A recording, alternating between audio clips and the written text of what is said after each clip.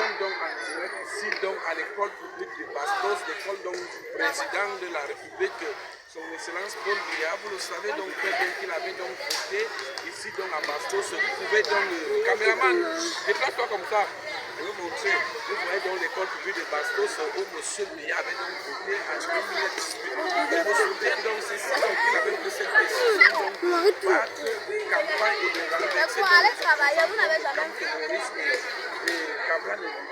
alors nous sommes donc en direct depuis notre centre de production ici même à Bastos qui est donc au Cameroun. Il faudrait donc retenir que les 10 chefs qui sont donc venus de toutes les régions sont donc venus porter par force la candidature de Qui était derrière moi? le 30 janvier 2025. Qu'est-ce qui va donc se passer avec le président de Camp de Maurice qui nous a donc annoncé l'un de la bande de l'un des ministres de M. Biya qui est donc décédé dans ce jour. Il faut donc retenir qu'est-ce qui va donc se passer avec Laurent Esso qui a donc été évacué du côté donc Genève. Alors il y a donc des rumeurs qui courent dans sa famille, il y a donc des fleurs, il y a donc des on ne sait donc pas ce qui se passe. Nous sommes donc avec les journalistes qui fait leur studio pour donc nous expliquer cette déception en ce jour. Vous le savez donc qu'il était donc ministre et le bras droit de Jean-Pierre Qui était derrière moi?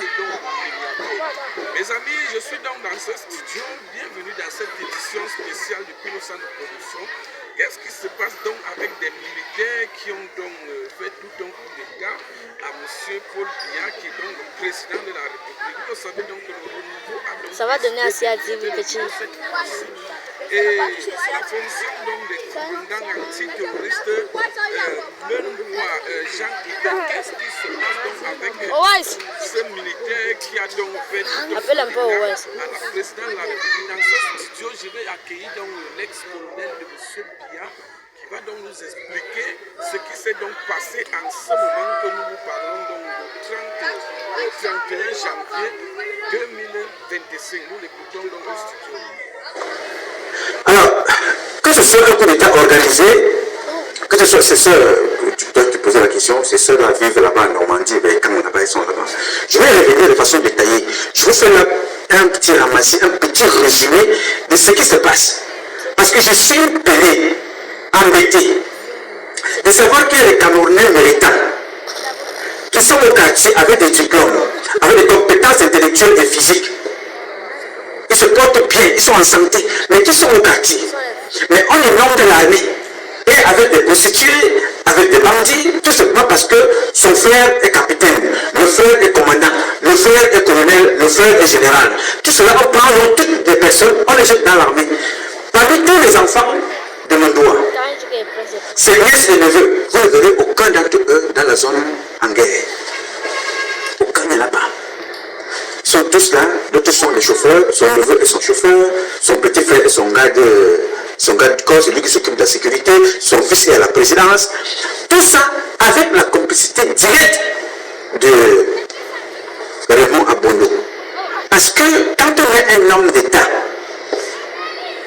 un homme de sécurité, qui a la clairvoyance, qui anticipe, vous ne pouvez pas avoir un concentré des enfants d'une même famille disposés comme ça, sauf si vous préparez quelque chose et vous ne dites pas aux autres. Ça ne vaut donc pas la peine avec des militaires qui ont donc trahi toute une république.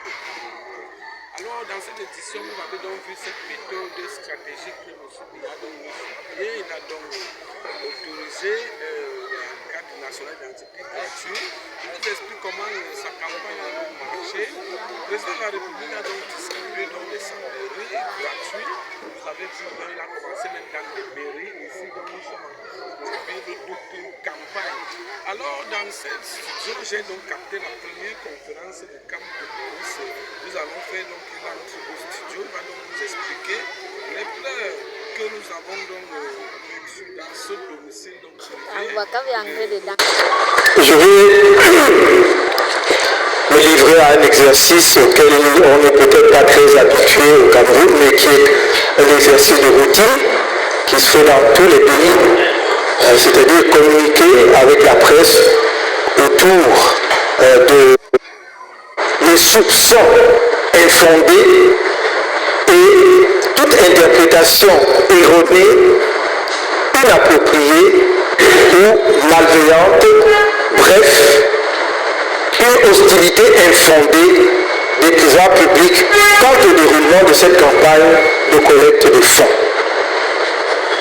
Je vous appelle donc tous à contribuer en toute sérénité afin d'être des acteurs de notre campagne victorieuse.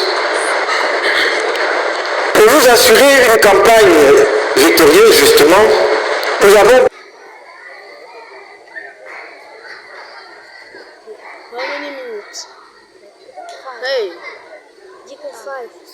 logistique à la mesure de notre objectif qui est la victoire. Pendant la campagne électorale, nos équipes de campagne devront se déployer dans toutes les régions du pays pour expliquer à nos concitoyens, électeurs, la pertinence de notre projet politique dont nous sommes persuadés qu'elle est la meilleure offre dans le champ politique national comme en 2018. De les convaincre à y adhérer en votant pour le candidat porteur de ce projet. Les fonds à collecter devront par ailleurs nous permettre d'assurer la logistique de la campagne en termes de déplacement et d'acquisition des matériels et autres supports de communication tels que les gadgets de campagne. Pendant le déroulement du scrutin, nous devrons nous assurer de la présence effective de nos représentants dans tous les bureaux de vote et il s'agit là d'un défi majeur et d'un aspect crucial du suivi des opérations électorales dans notre pays. Théoriquement, une telle présence pourrait ne pas être nécessaire si l'ECAM assurait son rôle d'organisme indépendant et neutre d'organisateur des élections. Mais nous savons qu'il n'en est rien. C'est pourquoi la surveillance par les représentants de chaque candidat est devenue la clé de l'issue des élections au Cameroun. Vous comprendrez donc pourquoi cette campagne de collecte de fonds est décisive, car elle doit permettre d'assurer la présence effective de nos représentants dans les bureaux de vote et ce, dans les meilleures conditions possibles. Depuis ma démission du gouvernement en novembre 2011 et mon engagement en politique avec la création du MRC en 2012, aucune adversité ne m'a été épargnée. Je suis passé par toutes les formes de répression. La répression administrative pour m'empêcher d'aller porter mon message d'espoir à mes compatriotes dans les diverses régions de notre pays.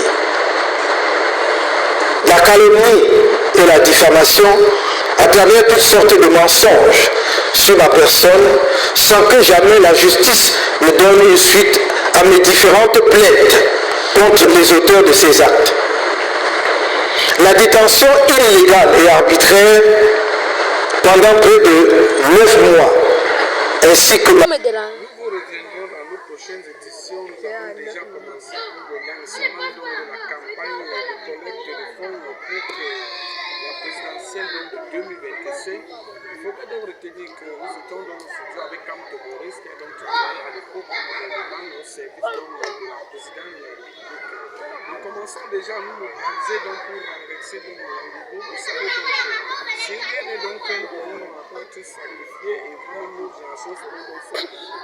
N'oubliez donc pas de vous abonner sur cette édition spéciale de Christ centre de production de Simon Bastos et le président de M. Pierre avait donc voté. Alors, madame et monsieur, bonsoir à tous et bienvenue pour cette édition de Coupez la caméra.